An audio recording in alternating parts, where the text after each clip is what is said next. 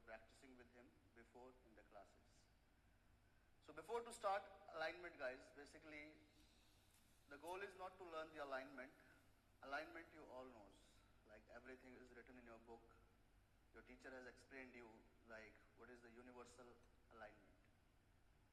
Like if you're going for the any kind of pose, like if you take an example of the warrior 2. So if I ask Mr. Sobit to come to the warrior 2 pose, just for the basics to understand, just take an example of the alignment, right?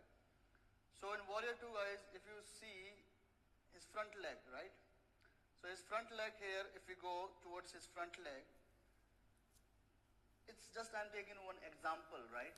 I'm not explaining you the warrior 2 now, that what is the role of the alignment, like the difference between the universal and the individual alignment. So here we are focusing on the individual. Must you know that universal alignment is heel, the front heel has to be in line with the back foot arch.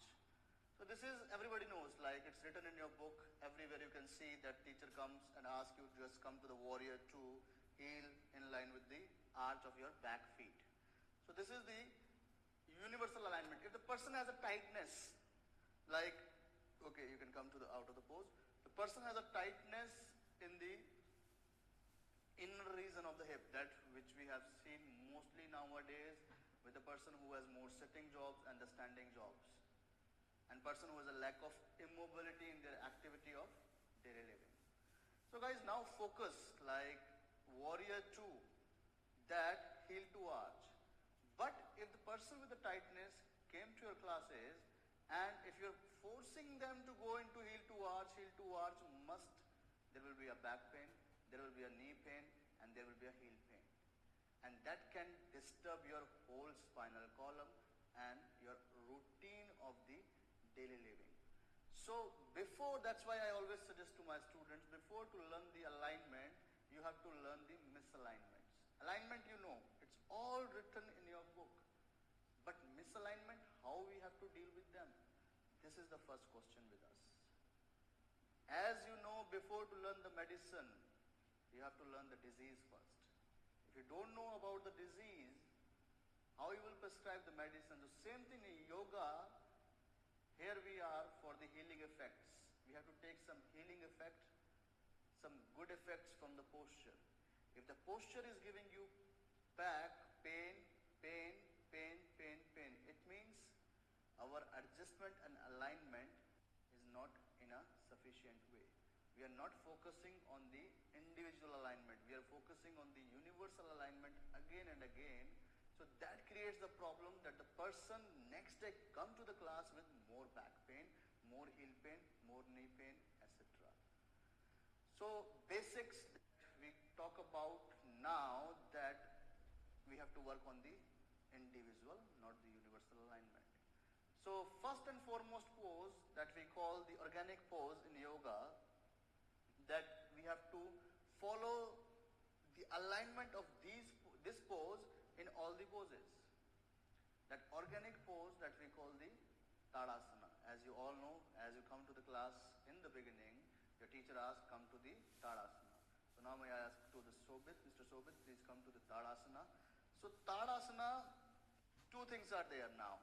The first, the Tadasana for the person who has no imbalances, and the Tadasana for the person who has tight hips, who has knee problems and the heel problems, right? So here we go now. If you see from the front, the Tadasana, here we can see feet has to be close together. The feet has to be close together, the person who has no tightness in the hips. Clear, my dear friends?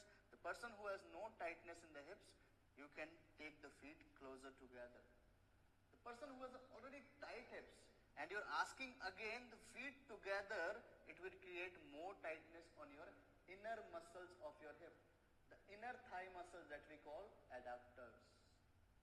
So make sure in your mind that this inner thigh muscles, if they are tight, and you can take this idea by that way, that if the person has 6 hours, 8 hours sitting jobs, already tightness, if there is no counter stretches after that. So here you can see his kneecap, right? His kneecap is facing forward. If the kneecap is facing inwards, then again you can see he is rotating the hips inside. It is a mechanism because this bone is connected in the knee joint also and at the hip joint also, right? So as the kneecap has to be checked that it has to be facing forward. So if the person is rotating the knee inside, so just always we focus that the Tadasana is like a mountain, only the person is sitting or standing in front of you. That is the main problem, my dear friends. Tadasana is a very simple pose.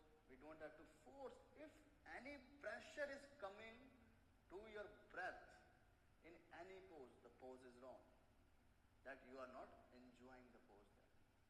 You are forcing yourself to hold the pose, and that will create more imbalances. So knee has to be facing forward here.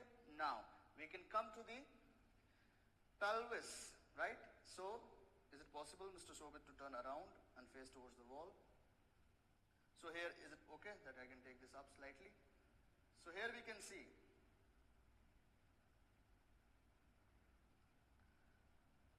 So pelvis, right? If the pelvis is rotating forward, see, so this create an more arch on your lower back, right? This create more arch on your lower back. See this arch here. That we'll discuss more in detail in anatomy. What is this lumbar curve here? But you can see if the pelvis is drooping forward, it happens the person who has more standing jobs. That in the more standing jobs, this is the compensation that the person take the pelvic forward because to work on that forward plane more. So you must have to check this. The pelvic has to be neutral. We don't need it has to be backwards, forward, it has to be neutral. So now you can see the difference. Here Mr. Shobit is taking the pelvis forward.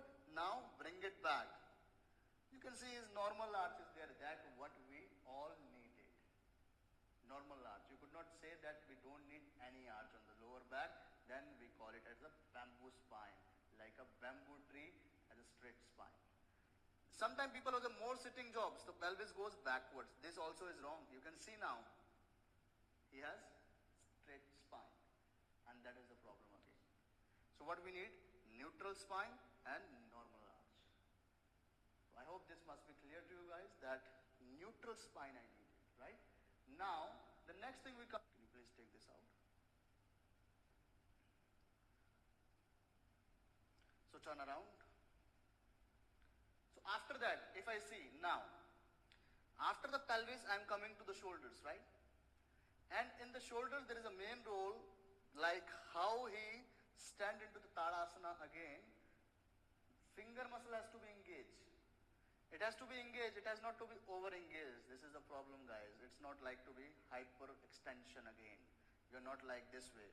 You have to be engage the muscles. Just only I need engagement of the muscles has to be in line. This is, you can see this in line, one line, right? So every muscle has to be engaged here. Tadasana like a mountain.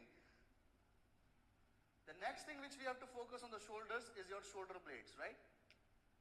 So here we can see the shoulder blades.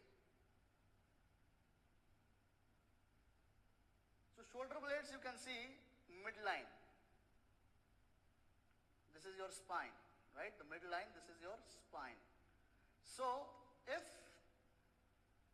nowadays the problem is drooping shoulders.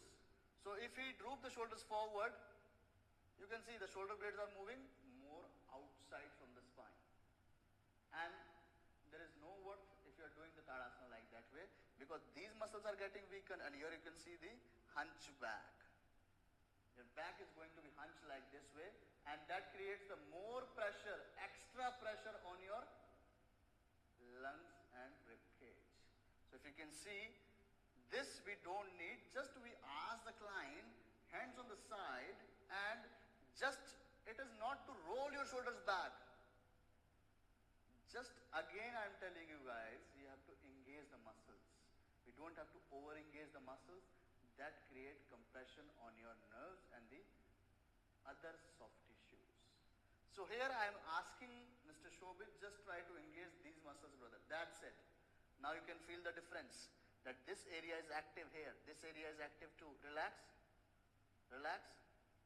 As he relaxes again, the blades are going away and these muscles around this area getting, these muscles, the rhomboids, the middle fiber of traps get more weaker. And this is the problem nowadays because of the sitting jobs, working on the computers, on the laptops, these muscles getting over weak. So here we ask in the Tadasana, just engage, just try to bring your shoulder blades. Simple command. Command has to be more simple. Just bring your shoulder blades towards your spine. That's it. Now you can see muscle is active. Here you can see the tone of the muscle and shoulder blade is in one line, spine straight.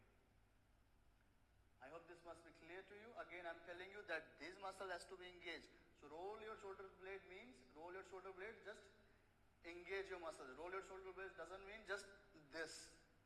This is wrong. This is the over engagement of the muscles if you look at here. And you can see, as he is trying to overcompensate this area overcompensate again, and the arch has to be more. So one thing affect other too. So we must have to focus that engagement we needed, just simple engagement, that's it. Now you can see that next thing comes to the neck, where my neck is going after that. If I'm engaging here, you can see these muscles nowadays are getting overused because we use the neck in this area more. So here I ask the client, simple, you can ask the client, you put this pen, or whatever we have, you have a finger, you just put this pen here and ask the person to push against it. That's it, that's it, that's it, that's it. Now you can see neck difference. Can you feel the muscles here, Mr. Shobit, now? So these muscles engaged. It is over lengthened. Passive lengthening of these muscles. So now you can see his Tadasana here. If we turn around, just try to turn around here. Now you can see his Tadasana. And beginners, before how he practiced Tadasana, together, legs together, because he is okay, he is doing yoga every day, flexibility is here. So for him, Tadasana is that. For the beginners, the Tadasana is just a little bit 1.5 inch apart. This is for the beginners. So we have to create the space in this area. So knee can be faced forward, and here we can see, check the pelvis neutral, very good. Shoulder slightly engaged, neck slightly back. Now we come to the ribs. You can see here now slightly the rib is going, it is not the Tadasana, like try to push your ribs more out, Shobit. Sometime you try this. Is it possible for you guys in this posture, can you breathe properly? If I ask Shobit right now, can you breathe from here, Shobit? So his breathing is shifting towards the chest area. This is the problem, guys. Tadasana doesn't mean to be mountain like this. Mountain has to be stable. You have to be a mountain which is more steady and comfortable. Not a mountain who is putting the rocks downwards. So this rock means that disturbs your breath here. So rib has to be soft. That's it. See the difference now. If the ribs are popping out, breath shifted forward or upward. Soften your ribs. Just you have to ask the client to soften your ribs. So the breath comes from this diaphragm area or the belly breathing. So this is the one way you can check. This is the Tadasana which we needed, guys. So starting from the feet, like feet is not going inside or outside, it has to be neutral. Arch has to be there. Knee has to be faces forward, not inwards, not outwards, right? Pelvic neutral. Then come to your shoulders. It has not to be drooping forward. Neck neutral, not has to be going forward. And the finger muscle has to be engaged. This is engagement, right? This is over engaged. It is not to be going like this way. It can become more hyperflexibility in your interphalangeal joints. So you can see from the lateral view now. From the side view now, this side view we follow the one line that we call the plumb line. So center of the ear, right? Center of the ear in line with the center of the shoulder. the center of the shoulder in line with the center of the hip. Can you take your hand forward? The center of the hip is where you feel this hip bone is more prominent. Then the center of the knee, this is the center of the knee. Then the center of the ankle. So this has to be in one line. The whole area has to be in one line from here to here, then from here to here, and then from here to here.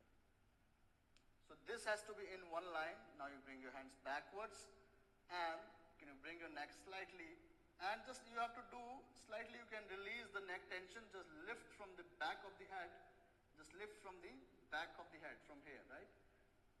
Just slightly release the tension, and this has to be in one line. So this is the Tadasana from the lateral view.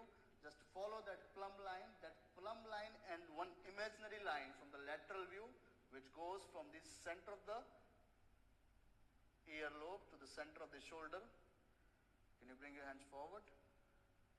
Center of the hip, then the center of the knee, and has to be center of the ankle.